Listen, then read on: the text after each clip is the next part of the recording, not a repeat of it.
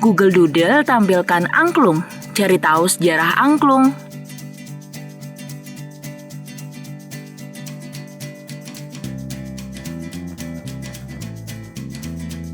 Selamat Hari Angklung, teman-teman.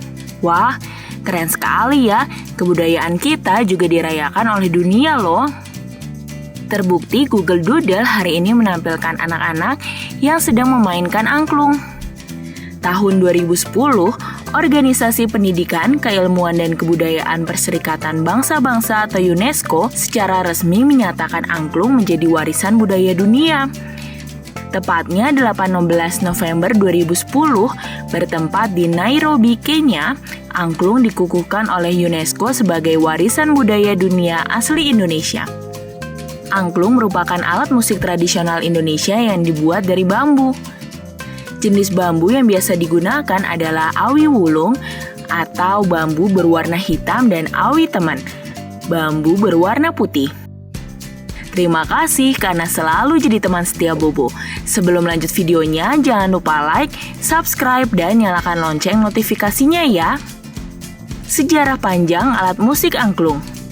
Angklung memiliki sejarah panjang dan sudah ada sejak dulu hingga sekarang. Walaupun belum ada petunjuk sejak kapan angklung ada di Indonesia, tetapi alat musik ini diduga sudah ada sejak zaman Neolitikum dalam versi primitif loh teman-teman. Sejak zaman dahulu, alat musik angklung menjadi salah satu media untuk membangkitkan semangat rakyat. Dikutip dari Kementerian Pendidikan dan Kebudayaan, angklung adalah alat musik tradisional Indonesia dari tanah Sunda yang terbuat dari bambu dan dibunyikan dengan cara digoyangkan. Kata angklung berasal dari bahasa Sunda, angklung, angklungan, yaitu gerakan pemain angklung dan suara klung yang dihasilkannya. Secara etimologis, angklung berasal dari kata angka yang berarti nada dan lung yang berarti pecah, sehingga merujuk nada yang pecah atau nada yang tidak lengkap.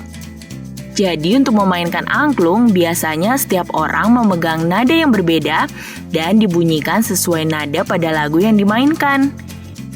Dilansir dari buku Panduan Bermain Angklung tahun 2010 karya Obi A.R.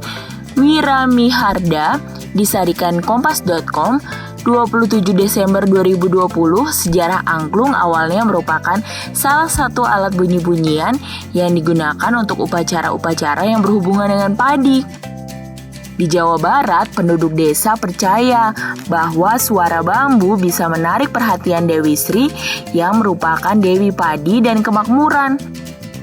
Angklung juga berfungsi untuk upacara ritual keagamaan sebagai pengganti genta atau bel yang dipakai oleh seorang pedanda atau pendeta Hindu dalam acara keagamaan. Sementara itu, pada masa kerajaan Pajajaran Hindu, angklung dijadikan sebagai alat musik korps tentara kerajaan. Dan saat terjadinya perang bubat, angklung dibunyikan oleh tentara kerajaan sebagai pembangkit semangat juang. Nah, masyarakat dari suku Baduy di desa Kanekes memainkan angklung tradisional dalam beberapa upacara tradisional mereka juga, teman-teman. Di perbatasan Cirebon dan Indramayu, tepatnya di desa Bungko, ada jenis lain dari angklung yang diberi nama angklung Bungko dan diyakini telah berusia 600 tahun. Angklung ini masih terawat dan terpelihara meskipun tidak lagi digunakan. Kalau di desa Cipining Bogor terdapat angklung gubrak yang dikaitkan dengan cerita Dewi Sri. Menurut cerita rakyat setempat, berawal dari bencana gagal panen yang menyebabkan kelaparan. Hingga kini, angklung dimainkan oleh masyarakat Tuas dan menjadi warisan budaya Indonesia yang terus dilestarikan. Nah, tahukah teman-teman, jenis-jenis angklung ternyata terbagi dua. Pertama, ada angklung pentatonis atau angklung tradisional.